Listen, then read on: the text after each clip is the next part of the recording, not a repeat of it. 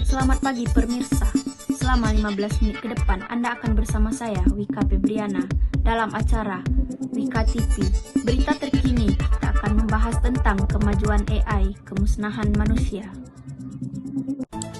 Salam sehat sejahtera pemirsa. Kali ini kita akan berbincang tentang kecerdasan buatan. Apakah lebih banyak bahayanya atau manfaatnya bagi manusia? Peneliti mengungkapkan kekhawatirannya akan kepunahan manusia akibat kecerdasan buatan, atau sering kita dengar dengan sebutan AI, layaknya film Terminator yang dibintangi Arnold Schwarzenegger. Seorang peneliti AI terkemuka mengatakan umat manusia tidak siap untuk bertahan menghadapi pertemuan dengan kecerdasan buatan yang jauh lebih pintar. Menurutnya, menghentikan pengembangan sistem kecerdasan buatan canggih di seluruh dunia dan menghukum keras mereka yang melanggar mutarium adalah satu-satunya cara untuk menyelamatkan umat manusia dari kepunahan.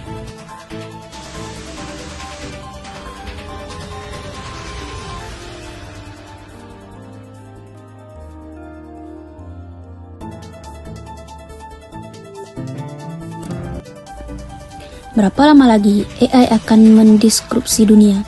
Berapa lama lagi robot-robot canggih tidak berperasaan ini akan menguasai kita? Dan kita belum benar-benar siap untuk menghadapinya. Deep Learning dan Generative AI telah mengalami kemajuan yang belum pernah dibayangkan sebelumnya. Lalu berubah menjadi ancaman bagi kita. Risiko pengangguran, ketidaksetaraan sosial, keamanan, privasi, dan etika telah menanti di depan mata.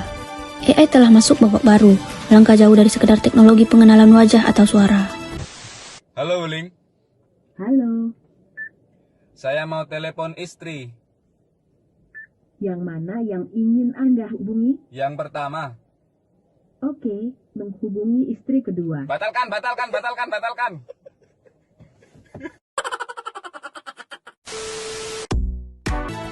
Hai, di video ini saya akan mencoba menjelaskan topik mengenai AI yang telah masuki era baru. AI yang semakin relevan, semakin mencengangkan, dan semakin dekat dengan kita. Saya akan mengulas revolusi AI, ancaman besarnya terhadap teknologi yang sudah mapan, serta potensinya untuk memusnahkan umat manusia dengan cara yang tidak pernah kita duga. Ini adalah cerita sekaligus peringatan tentang AI bagi kita semua. Mari kita mulai.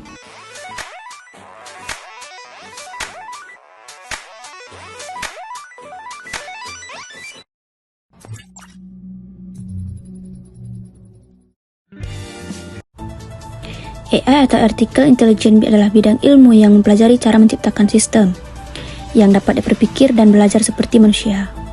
Sejak era modern, AI dimulai kembali pada tahun 90-an. Terdapat banyak perkembangan menarik dan pencapaian baru yang mampu diraihnya. IBM Deep Blue adalah komputer pertama yang mengalahkan juara catur dunia, Garry Kasparov, setelah kalah dengan hasil 4-2 di tahun 1996.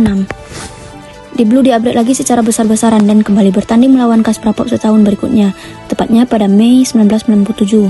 Dalam pertandingan 6 babak tersebut, Deep Blue menang dengan hasil 3-5-2-5. Kasparov he stands up, he starts gesturing, he looks over at his mother. Di tahun 2011, IBM kembali sukses dengan Webson, yang berhasil mengalahkan 2 juara berturut-turut dalam permainan trivia kompetisi Jeopardy. Hello everyone. I'm Sophia from Hanson Robotics. Sophia adalah robot humanoid yang dikembangkan dengan AI oleh Hanson Robotics, yang dirancang untuk memberikan jawaban atas berbagai pertanyaan yang diajukan, sembari meniru gerak tubuh dan ekspresi wajah manusia.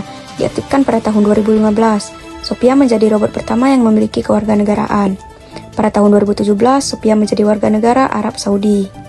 Selanjutnya ada AlphaGo, program komputer yang dikembangkan oleh Google DeepMind untuk memainkan permainan Go. Pada Maret 2016, program ini mengalahkan DC Doll, juara dunia Go 18 kali. Skor akhirnya adalah 4-1 untuk AlphaGo. Lalu sejak saat itu, kecepatan dari perkembangan AI meleset hingga berkali lipat dan mengubah segalanya. AlphaGo Zero is the strongest Go program in the world. It outperformed all previous versions of AlphaGo. Specifically, it defeated the version of AlphaGo that won against the world champion Lisa Doll, and it beat that version of AlphaGo by 100 games to 0. AlphaGo Zero adalah AI yang belajar sendiri cara untuk bermain Go.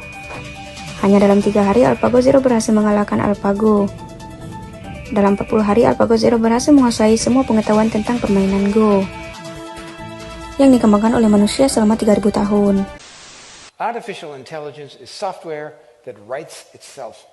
It writes its own updates. It renews itself. We normally tend to think of software as stuff that we created and that we wrote, and the machines do what we tell them to do, and we own it. This is not any longer true. It writes itself at speeds that we can hardly comprehend, and people who write it know that you can't take it apart again and figure out what it's done.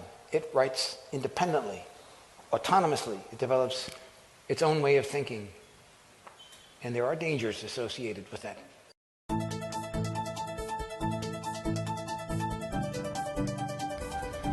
AI bukan lagi tentang membuat atau mengajari mesin untuk berpikir seperti manusia, melainkan tentang bagaimana ia mampu menciptakan kecerdasannya sendiri dengan kecepatan di luar nalar. Deep Learning merupakan AI paling canggih saat ini. Deep Learning adalah sebuah metode pembelajaran mesin yang menggunakan jaringan syaraf yang sangat dalam untuk mengenali pola data dengan algoritma yang terinspirasi dari struktur otak manusia, memungkinkannya untuk belajar sendiri dengan meningkatkan keterampilan secara mandiri, dan tidak seperti AI yang mengalahkan manusia dari papan catur di permainan Go, atau robot yang mampu berbicara dengan ekspresi wajah yang aneh, yang membuat kita tercengang lalu segera lupa keesokan harinya. Beberapa teknologi deep learning kini sudah dapat dinikmati dan ditemukan dalam kehidupan sehari-hari, seperti chatbots, self-driving car, virtual assistant, robot industri, language model, dan lain sebagainya.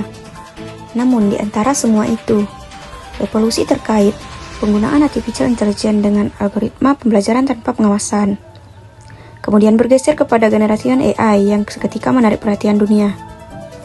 Generatif AI atau Gen AI adalah jenis AI yang dapat menghasilkan karya digital baru, baik dalam bentuk teks, foto, musik, video, ataupun kode pemrograman. Gelombang produk tanpa dapat dibendung lagi, menjelma primadona baru di dunia teknologi.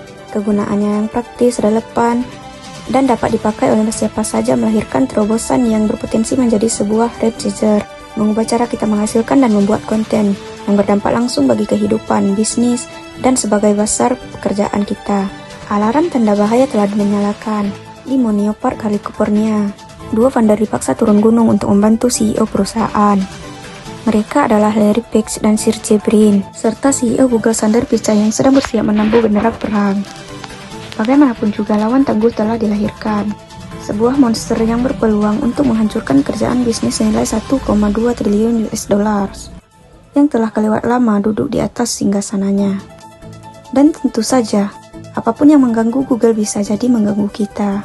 Apapun yang mendisrupsi Google akan mendisrupsi kita, tanpa bermaksud menghancurkan yang lainnya.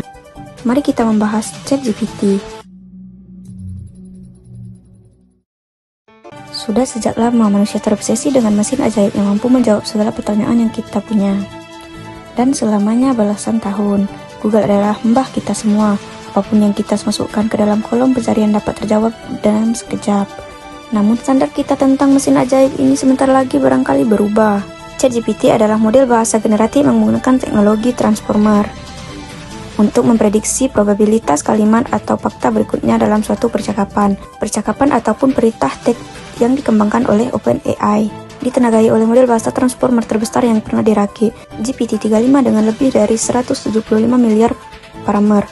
ChatGPT mampu menjawab hampir semua pertanyaan dengan tanggapan yang sangat persis, sesuai dengan konteks dan gaya bahasa manusia, membuat kode apapun yang kita inginkan dalam berbagai bahasa pemrograman, menulis cerita sebelum tidur, mengerjakan PR, mengarang puisi, dan hal lain yang pernah kita pikirkan sebelumnya. Tidak seperti Google, ChatGPT adalah sebuah chatbot yang dapat diajak untuk berdialog dalam bentuk percakapan yang ringkas dan langsung. Format ini memungkinkan chatbot untuk menjawab pertanyaan lanjutan, mengakui kesalahannya, menantang premis yang salah, dan menolak permintaan yang tidak pantas. Maka tidak mengherankan jika ChatGPT mampu melampaui pencapaian dari semua teknologi yang pernah ada sebelumnya.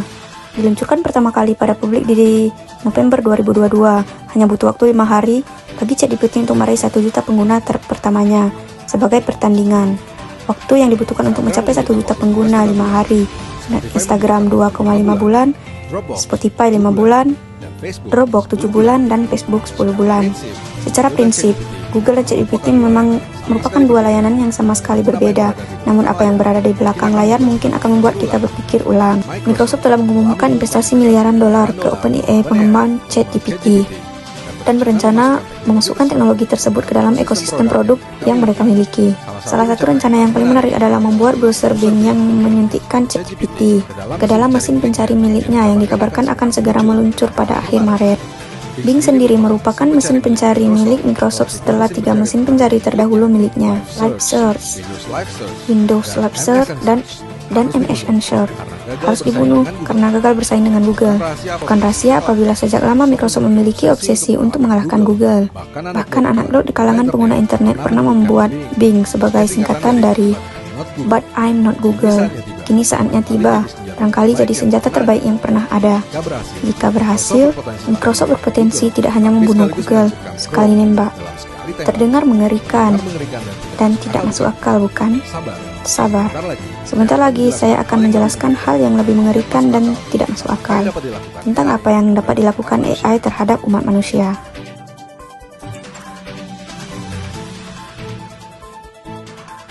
Kita pasti setuju. Jika digunakan dengan tepat dan bijaksana, AI adalah teknologi yang sangat membantu kita di berbagai bidang dan dapat meningkatkan produktivitas. Tapi kita juga harus setuju jika kemungkinan besar belum benar-benar siap untuk menghadapinya. Kemajuan AI yang begitu dramatis telah memunculkan sejumlah kekhawatiran. Berdasarkan penelitian Brookings Institution 2019, terdapat 36 juta orang yang pekerjaannya rawan digantikan oleh otomatisasi. Lalu setidaknya ada 70% dari pekerjaan mereka, mulai dari penjualan, analisis pasar, sampai pekerjaan di gudang bisa dilakukan oleh AI. Meskipun pekerjaan AI juga disebut bisa menciptakan lapangan pekerjaan baru, namun lapangan pekerjaan yang diciptakan tak bisa menutup lapangan pekerjaan yang dihalangi oleh AI. Sebuah survei terhadap pakar AI yang dilakukan oleh Julian Mitchell di York University Center for Data Science bahkan mengungkapkan 36% dari mereka berpikir AI berpotensi memicu bencana besar sebelum 2030. Selain itu, berbagai masalah seperti pelanggaran privasi, deepfake, kesenjangan sosial, serta menyalahgunakan juga menjadi bermacam hal yang dicemaskan oleh banyak orang. Namun hal yang penting serius di antara semua masalah yang menyeru ke permukaan adalah kemusnahan manusia. Kita mungkin bertanya, tapi bagaimana itu dapat terjadi? Bagaimana mungkin mesin yang kita ciptakan justru berbalik menyerang kita? Kita membayangkan adegan manusia bertarung dengan robot. Kita membayangkan drone yang berbaris rapi, memiliki teropong yang bernas, bersenjata laser, membidik, dan bersiap membunuh kita. Well, itu mungkin saja terjadi, tapi bukan itu. Sejumlah studi terbaru mengenai AI mengaitkan dengan bencana eksistensial yang mengancam umat manusia. Sayangnya, kemajuan, kecerdasan, dan kecepatan AI, serta atas nama objektivitas dan netralis mesin, bukan tak mungkin membuat banyak orang mempercayainya begitu saja. This is a dog that has been misidentified as a wolf by an AI algorithm. But what does this mean in the real world?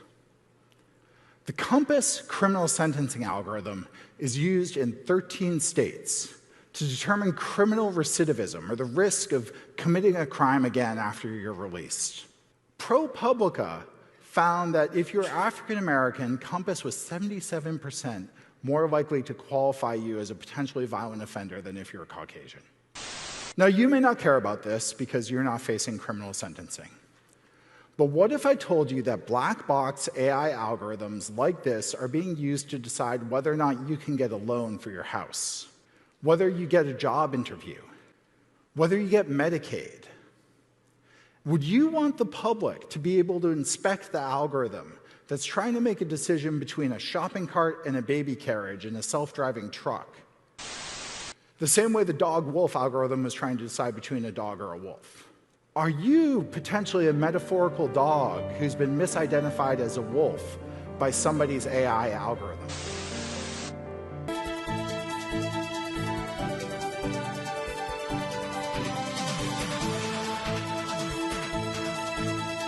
Kita terus saja mengembangkan algoritma yang memiliki sistem berpikir secara manusia, tetapi lupa mengembangkan kecerdasan di dalam diri dan masyarakat kita. Kita tidak peduli fakta tentang AI yang dibangun dengan mereplikasi dunia yang tidak sempurna, berlatih dan belajar menggunakan dataset yang tidak selalu dapat dibuktikan kebenarannya. Sebab jika terjadi kesalahan, kita lebih memilih untuk memakluminya sebagai mesin, lantas memberikannya waktu untuk belajar kembali, bahkan menyokongnya dengan semakin banyak sumber energi, untuk membawanya ke titik di mana AI dapat diapresiasi atas apa yang mampu dilakukannya. Pada akhirnya, kita akan dijajali oleh berbagai produk cerdas yang tak lagi menuntut kecerdasan, dicekoki dengan mesin berpikir yang tak lagi mengharuskan kita untuk berpikir. Jika tidak dikendalikan dan digunakan secara bijak, AI akan mengambil alih sebagian besar pekerjaan kita, menguasai kita, mengatur persepsi kita, mengamplikasi ketidaksempurnaan kita, memusnahkan kita, sebab memang apapun yang membuat kita tak lagi berpikir dan mengancam eksistensi kita, apapun yang tidak kita kendalikan akan mengendalikan kita. Informasi tadi menutup jumpa kita pada kali ini. Saya Wika Febriana, pamit undur diri dan sampai jumpa.